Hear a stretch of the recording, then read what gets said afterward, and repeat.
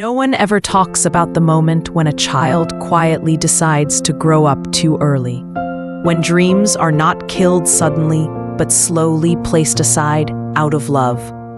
And this story began on one such silent morning, when Ethan, just 19 years old, stood at the kitchen doorway watching his younger sister Lily struggle with her school backpack, too heavy for her small shoulders, her hair still messy, her eyes full of sleep and innocence. And in that ordinary moment, something inside him broke and reshaped forever.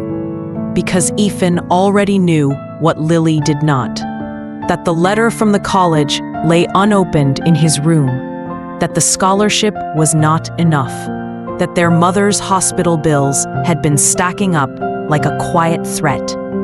And that the world did not pause just because two siblings had already lost their father too early. He remembered how their father used to say education was the only inheritance he could give. How he would sit with Ethan late at night explaining math problems, while Lily slept on the couch with a book on her chest. And now that man was gone, leaving behind responsibility that felt heavier than grief itself. And so Ethan made a decision that morning, without telling anyone, without drama, without applause. He would not go to college. He would not chase the dream everyone thought was his. Because someone had to stay, someone had to earn, someone had to make sure Lily never felt the weight he was carrying. When Lily looked back at him and smiled, unaware, trusting, safe, Ethan forced a smile in return, hiding the truth that his future was quietly closing one door so hers could remain wide open. And as he watched her walk out the door towards school, he whispered a promise to himself that would define the rest of his life. She will never know what I gave up, as long as she gets everything I never had. Ethan never told anyone the exact day he quit school, because it wasn't dramatic. There was no argument, no tears, no farewell speech. Just a quiet walk across the college campus with a folded withdrawal form in his pocket and a heart that felt heavier with every step. And as he passed classrooms filled with students laughing about futures they assumed were guaranteed, he felt like a ghost moving through a life that no longer belonged to him. Remembering how excited Lily had been when his acceptance letter arrived, how she had told her friends with pride that her brother was going to college, how she had said, "One day I'll go there too, just like you," and that memory alone nearly made him turn back. But then the reality returned, the late-night calls from the hospital, his mother pretending not to be tired, the rent notices, the empty refrigerator. And so he signed the paper, handed it over, and walked out without looking back, knowing that this decision would never be explained, never celebrated, and never understood. That same week, he took a job at a warehouse, lifting boxes until his hands blistered and his back ached. Coming home exhausted, yet pretending everything was fine. Still asking Lily about her homework. Still sitting beside her at the table, helping her study, while his own textbooks gathered dust in a box under his bed. And sometimes, late at night, when the house was finally quiet, he would open those books just to remind himself that the dream had once been real, then close them again before hope could turn into regret. Lily noticed changes. How Ethan no longer talked about college, how he smiled less. But she assumed adulthood was just like that. That growing up meant becoming tired and quiet. Never realizing that every shift he worked, every class he missed, every door he closed was done for one reason only. So she could walk toward a future without fear, without sacrifice, without ever knowing the cost her brother was paying in silence.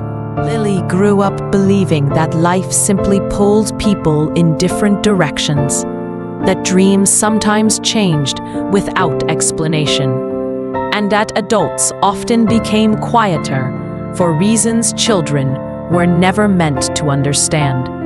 So when Ethan stopped talking about his future, when his laughter faded into tired smiles, and his hands grew rough from work instead of turning pages of books, she never questioned it deeply. Not because she didn't care, but because she trusted him completely, and trust has a way of hiding sacrifices in plain sight. Years passed this way, Lily moving from one grade to the next, excelling in school, bringing home report cards that Ethan pinned proudly on the refrigerator, calling him her hero without knowing how much that word hurt him. Because every time she said it, he felt the weight of a lie he had chosen to live. And sometimes she felt embarrassed too. Embarrassed when teachers asked why her older brother hadn't gone to college. Embarrassed when friends talked about ambitious siblings, while hers worked late shifts and came home smelling of dust and sweat. And she hated herself for feeling that way. Yet the thought still lingered in the quiet corners of her mind that maybe Ethan had simply given up. Maybe he hadn't tried hard enough. Maybe responsibility was just an excuse people used when they were afraid to fail. She never said these thoughts out loud, but they shaped the distance between them. A distance filled not with anger, but with misunderstanding. And on nights when Ethan came home too tired to talk, Lily interpreted his silence as disinterest, never realizing that he was silently calculating tuition costs, scholarship deadlines, and future possibilities for her instead of sleeping. And as she grew older and more independent, she unknowingly began to step further into the life Ethan had abandoned, walking hallways he once dreamed of, preparing for opportunities he had sacrificed, while the truth remained. The truth did not arrive with a dramatic confession or a sudden argument, but slipped quietly into Lily's life on a day that was supposed to be celebratory. The day she received her own college acceptance letter, the same kind of envelope Ethan had once hidden away years ago. And as she stood in the living room, holding it with shaking hands, excitement and fear tangled together, she noticed her brother standing in the doorway, watching her with a smile that looked proud, but carried something else beneath it, something heavy and unresolved. And later that evening, while searching for old documents to complete her enrollment forms, Lily opened a box she had never touched before. A box filled with old bills, medical records, and folded papers that smelled like dust and time. And there it was, Ethan's college acceptance letter, dated years earlier, unopened but creased as if it had been held and released 100 times. And suddenly, the room felt too small, the air too thin, as memories rushed back in painful clarity. The day Ethan stopped talking about school, the night shifts, the exhaustion, the silence, and she realized with a sickening certainty that nothing had just happened, that nothing had been accidental, that every step she had taken forward had been paid for by a step he had taken back. Her hands trembled as she read through more papers, withdrawal forms, job applications, hospital invoices with her mother's name on them, and the picture became impossible to deny. And for the first time in her life, Lily understood that the story she had told herself about her brother giving up was wrong, devastatingly wrong, because Ethan had not failed, he had chosen. And the cost of that choice now pressed down on her chest like a weight she could barely carry. And she sank onto the floor clutching the papers, tears falling freely as guilt, love, and gratitude collided, realizing that the future she was so excited to begin was built on years of her brother's. Lily waited until the house was quiet, until the television was off, and the day had finally loosened its grip on their tired bodies. Before she placed the papers gently on the kitchen table between them. And when Ethan saw them, his expression changed instantly. Not to anger, but to something far worse, resignation. As if he had always known this moment would come and had simply been borrowing time. And Lily tried to speak, but her voice cracked, the words stumbling over years of confusion and guilt as tears spilled down her face. And she asked him why he never told her, why he let her believe he had chosen an easier path, why he carried everything alone. And Ethan listened in silence, his eyes fixed on the table, his hands clenched so tightly that his knuckles turned white, until finally he exhaled slowly and said the truth in a voice so calm it shattered her more than anger ever could, telling her that some promises are not meant to be shared, that some love is quiet by design, that he never wanted her dreams to feel heavy with his sacrifice, and that the moment he told her the truth, her success would stop being hers alone and become a debt she never asked to owe. Lily collapsed into the chair, sobbing openly now, apologizing for every unspoken judgment, every moment of embarrassment, every time she thought less of him without knowing why.